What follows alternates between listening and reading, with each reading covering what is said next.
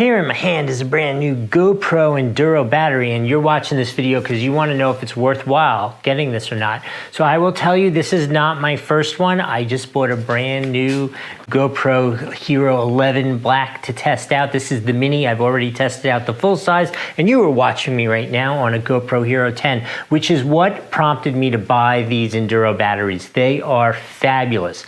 Absolutely changes your usage, in particular on the 10, because it's less efficient with its battery. So the 40% longer battery life that you get from this is absolutely totally different experience when using, especially if you're recording at high frame rates, or right now you're watching me in the 5K 30. If I go to 5K 60, it really runs down the battery fast, and the batteries tend to overheat. And these are much less temperature sensitive, so they do much better in those hot situations.